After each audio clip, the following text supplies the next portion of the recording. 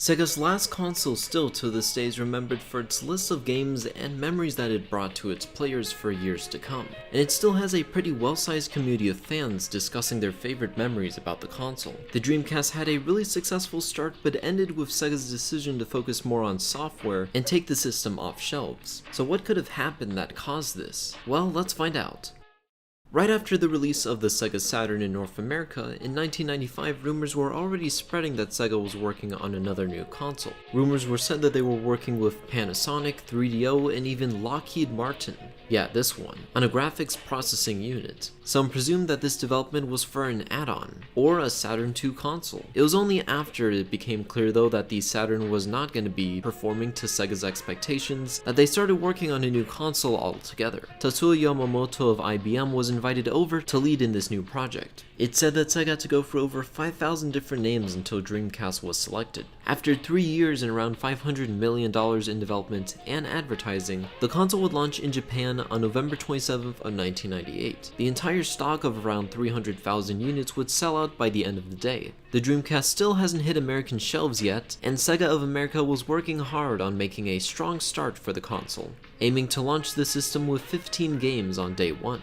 There was also the popular It's Thinking campaign that was being held, and the system would launch on September 9th of 1999, which was also another clever marketing tactic. In less than 24 hours, over 225,000 consoles were sold out, which made Sega $98 million on day one. This was considered by Peter Moore, the COO at the time of Sega of America, being the biggest 24 hours in entertainment retail history. He even compared the initial success to the first 24-hour success of the Phantom Menace. It actually surpassed the PS1 in terms of pre-order numbers. There was an issue that arose on the first week of sales, with some reporting that the GD-ROM discs were malfunctioning. Upon further inspection though, a spokesperson for Sega of America said that this only affected 1% of discs manufactured. The Dreamcast would eventually surpass 500,000 units within the first 2 weeks of launch, and in November hit 1 million. That Christmas, Sega had a huge share of the market with 31%. Things seemed to be going great for Sega. Nothing could stand in its way.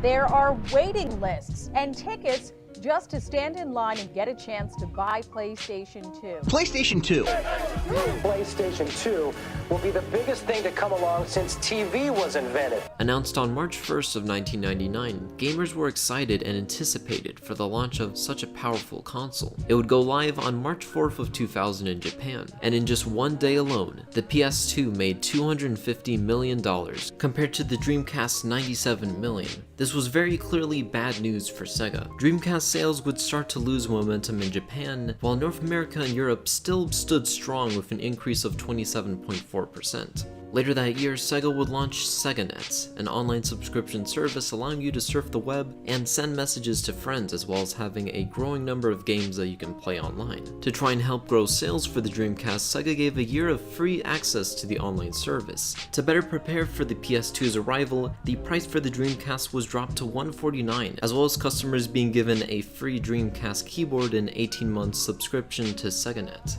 Now Sega has done everything that they could, and in October of 2000, the PS2 was launched. The system of course sold out automatically, and it was on eBay for insane prices. Dreamcast said that they expected to sell over 5 million units by the end of Q4 of 2000, but they announced that they only sold 3 million. Because Sony was having trouble delivering so many PS2s, the best-selling console of 2000 was actually a remodeled PS1. Other players were just holding off waiting for the PS2 to be shipped once more. At this point, Sony had over 50% of the market, Nintendo had 35%, and Sega had only 15%. On March 31st of 2001, with the massive success of the PS2 and the Xbox and GameCube making their way to shelves, Sega would discontinue the Dreamcast, and swore that they would never make another console to this very date. The prices for the console dropped down as far as $50, just to get rid of it as soon as possible from shelves.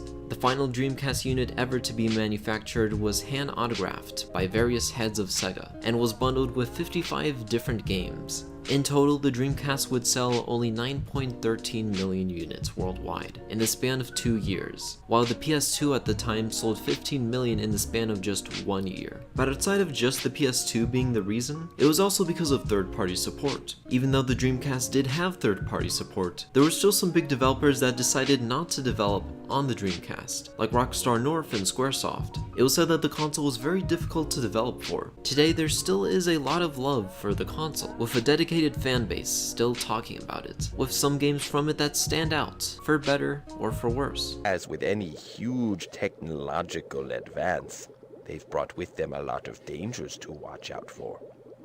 But I still think the good that computers have brought to the world outweighs the evils.